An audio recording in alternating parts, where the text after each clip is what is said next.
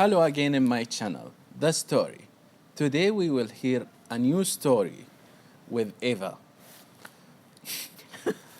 In simple, my channel is to hear stories from everywhere in the world. With simple sign up, tell me a story. Welcome, Eva. Thank you for having me. Thank you for joining. Let me start with you to ask you, what is the most interesting experience that you had in your life? In my life, Yes. I think so. I feel like it's going to change. It will always change. But right now, it's my dad. My dad died in Sorry about that. 2021. That's okay. He was a jerk.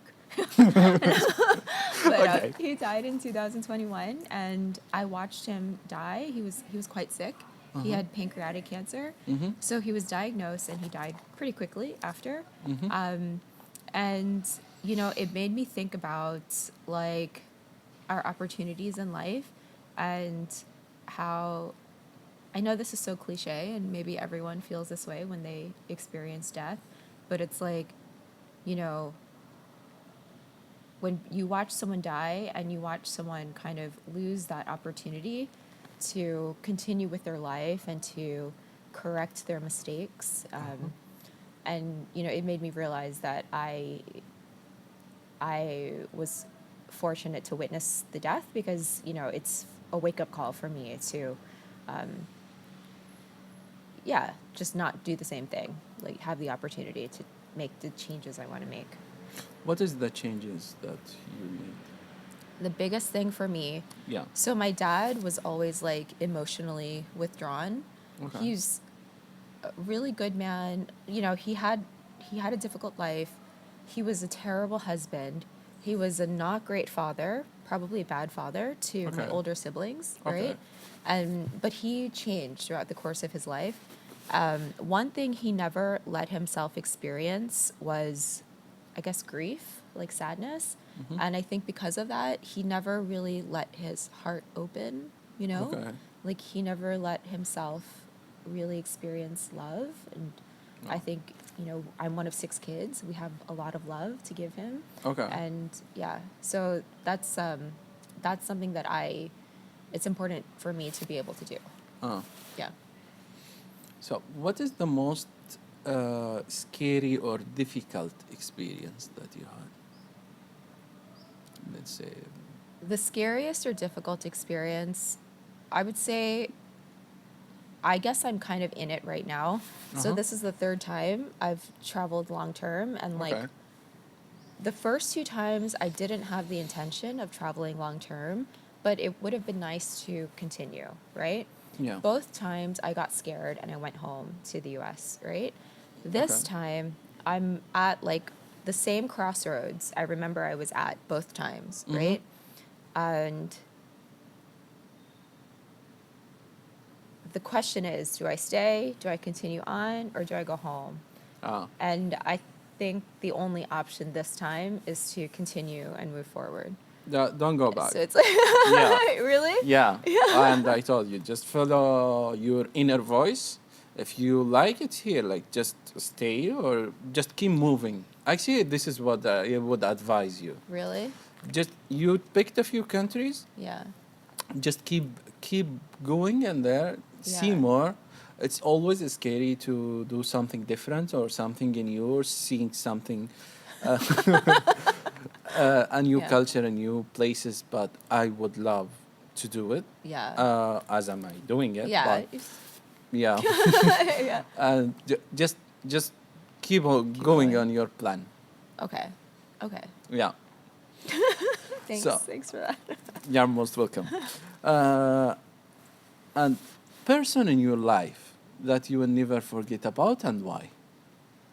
The person in my life I'll never forget about is a guy named George. I Okay. worked for him on Mm-hmm. a boat in 2017. I actually came to Turkey to see him again. Oh, nice.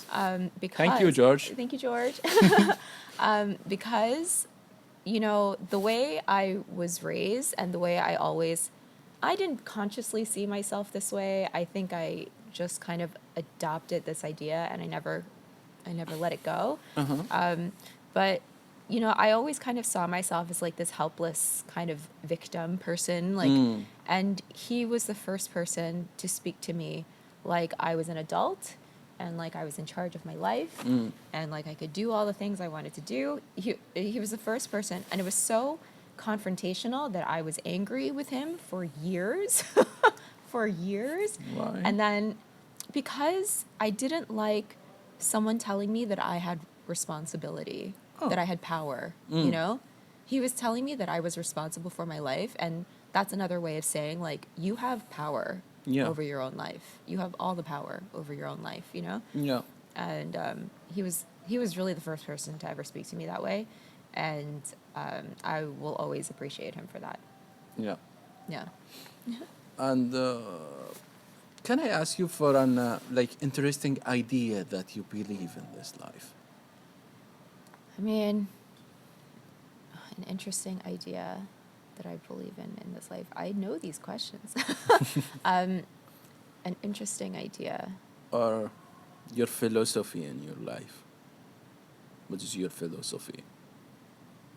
I feel like, honestly, I feel like there's nothing I can say that's like not going to sound cliche, but it's just like, you know, I actually, going back to the last question, how like I felt like I was like a victim and all these bad things had happened to me, blah, blah, blah.